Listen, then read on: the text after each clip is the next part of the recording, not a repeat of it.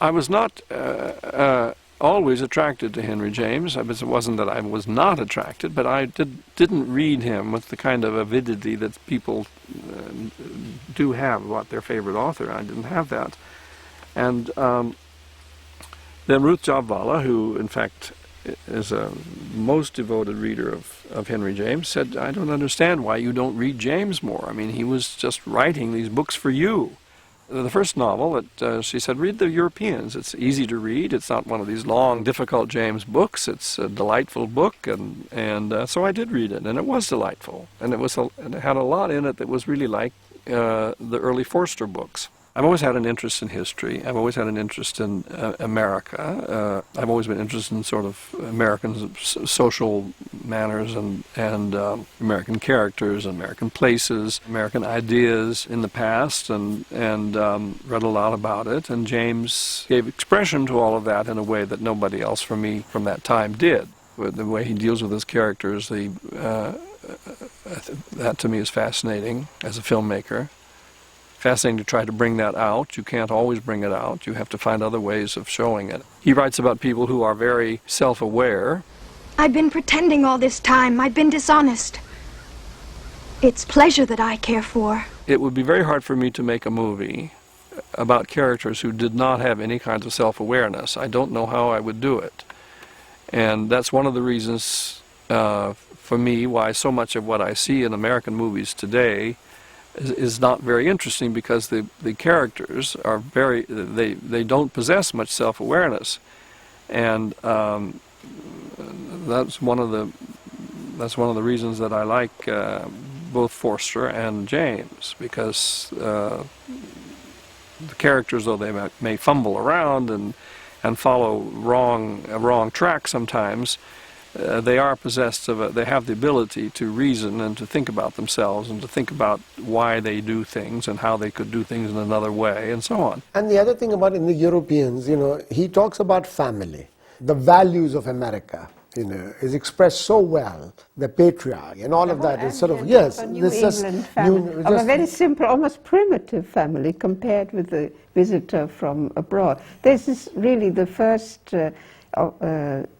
novel where he has the theme of the corrupt European with the very simple, naive American. Pure, almost, Sir, I would very much like to do your head. It's very interesting. It's medieval. The Lord made it. I don't think it's for a man to make it over again. And yes, naive and, simple and all of that, but that was such a endearing thing, And the way, the father spoke, Mr. Wesley Addy, Mr. Wentworth. This is a great change. We're to be exposed to peculiar influences. I don't say they're bad, I don't judge them in advance, but we should employ a great deal of wisdom and self-control.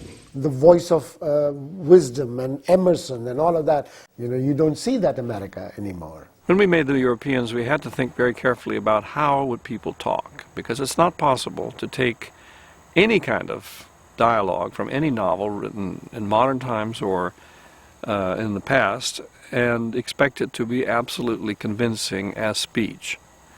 There is a kind of, it just has a kind of, the dialogue off a page of a book just has a different kind of sound to it, a kind of falseness sometimes when it's put into the mouths of actors that you just have to be very careful about.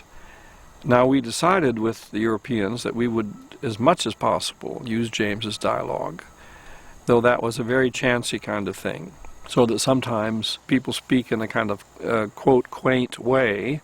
Would you kindly tell me if I have the honor of speaking to Miss Wentworth? My name is Gertrude Wentworth. Then I have the honor, the pleasure of being your cousin. And that's the reason I think that a lot of period films, the makers of those films, they rewrite it. I hope people will make allowances for that. Sometimes you have to with some of the characters. And it was humorous, and funny, extremely fun. Even your domestics have an air, a style of their own. That is Hattie. Yes, I'd love to have one for myself, but I brought my own maid with me from Paris. very dry, witty lines, which weren't hard to catch at all and be. I mean, modern audiences did take to them. You didn't have much light in there. I didn't have any. Oh, your candle went out, eh? Another thing about the Europeans, which I think is one of the interesting things about it in terms of all of our films, it was the first film in which we really had a kind of, we approached a sort of total look for the film in terms of the locations, the exterior locations, the interiors, and the clothes of the people, their hairstyles, the makeup, everything. It was to be one complete and real picture, and a true picture of the time, and we made them absolutely conform to what was right for 1850. And we were helped by that by all the photographs that still exist from of people in the 1850s, of Americans in the 1850s. We know really what people did look like and how they dressed. And in addition to the costumes and the hair and all the rest of it, we wanted to have sets which seemed absolutely true. And we know what rooms looked like in America in those days from photographs and from the daguerreotypes and illustrations and books and so forth. I think we succeeded in that as well. I mean, all of those artists who worked on that film were nominated for Academy Awards and British Academy Awards and all that kind of thing for the costumes and sets and so forth. And it was what I consider the first state-of-the-art period film that we did. Well, we went to the Preservation League of New England Preservation League, and this particular property belonged to them, and they were very cagey about it, and not very forthcoming, and there's a whole film crew, and this special wallpaper will with the lights will sort of disintegrate. And anyway, we convinced them, we talked to them, and we had several lunches with them, and then this lady was very nice. She came with us and gave us the permission to shoot there. And because unless you have that whole atmosphere in a proper way, the locations, particularly we wanted to have this house of Wentworth, and there was a cottage on the same property. So Eugenia, when the Baroness comes, she would have that place, and it would all be a part of the same sort of a house. And then, of course, with the character of Robin Ellis, we wanted to have what was that, Salem. In Salem, we went there, and his house, which is, so that contrast of the two worlds, so that was all wonderful, and particularly shooting the film in fall, in October. I mean, you couldn't be in any better place than be in New England for that. And they have very long, dry fall. I know. There's one other thing, which is the novel is set in summer. Spring, actually. Sorry? Yeah, May. In spring. May. In spring. And we just were not able to get the money or, the actor or, So as time passed, Jim was getting very, very agitated about it. And I said, so we then said that the time has come and the money is there and the actors are there. Let's just go and do it in fall, And that turned out to be like a blessing, The whole thing was like some wonderful heaven, giving that very rich, beautiful quality. So again, you set out to do something. The novel says it is spring and summer, and we are in fall, which is a wonderful thing. Well, fall into winter. It was nice because by the time we finished, the leaves had dropped off the trees and there was a whole other look, so it worked out. And all that wonderful thing when he goes to the, Mr. Wentworth goes to see it in his atelier, in his studio, and outside you saw this golden, wonderful light, from the trees, reflecting it. That really enhanced it so much. I think it was a visual treat for us, because it took you in another world, another place. What I was asked to do was to create a score from period music. Long before the project was really on its feet, we had discussed it. We had talked about the story, the mood and atmosphere, and how interesting this might be or that might be? It came out of piano music, really, basically. Richard Robbins, his involvement with us and on that film came out of piano music. And he decided, and he was a very close friend, and he decided that he was a pianist, is a pianist, that what would be effective for that would be certain 19th century piano pieces. Actually taking European music, much more sophisticated, much more elegant and complex, and also American music of that period, which was rather innocent and perhaps naive.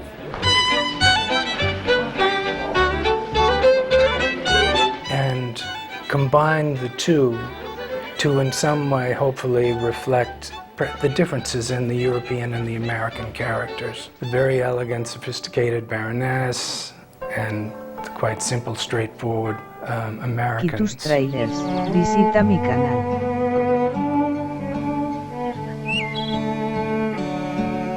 The Baroness always seemed to be ahead of her time, and we came up with the plan that she herself would be quite a sophisticated pianist. That's really where that came from. It just seemed like that slow movement had the poignancy and the sympathy that her character needed.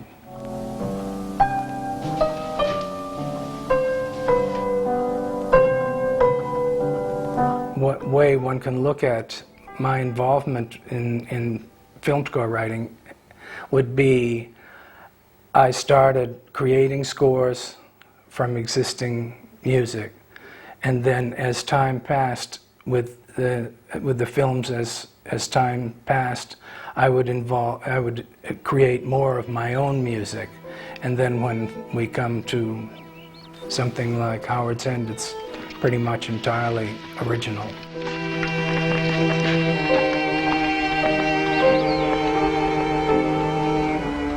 I probably wouldn't have got on this Henry James kick just at that time, except that the BBC in England had done a whole... They set out to dramatize every single one of James's books, and they put them on TV, and they all came out here in Masterpiece Theater or whatever. And I saw some of those, and I thought, what in the world, why are the English doing this? Why aren't we doing it? Why am I not doing it? And why are the English casting all these English actors to play Americans? When there's so many good American actors, why do they have to get English actors to do it? And in any case, why are the English doing it? Why are we not doing it? And I think I was sort of spurred to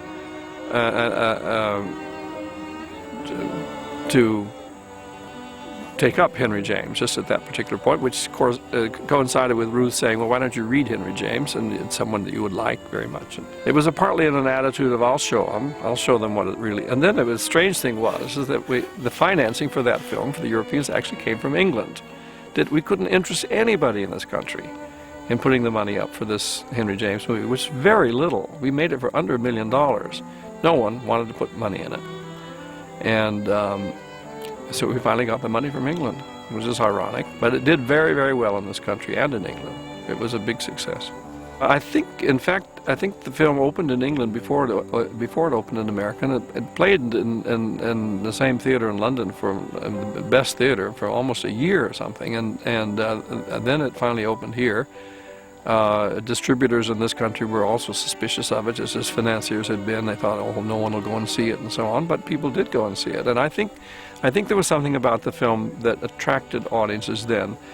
It was just after this, the scandals of all the Watergate scandals and all that kind of thing. And I think Americans, they perhaps liked the theme of it. It was a picture of sort of American goodness and honor and a kind of straightforward dealing and perhaps a sort of primeval beauty of New England and so on. It was a vanished America of virtue that was shown in that film, which I think appealed to audiences very much. I think after all the mess of the Watergate years and and the war and all the rest of it, it was one of the reasons that people went to it.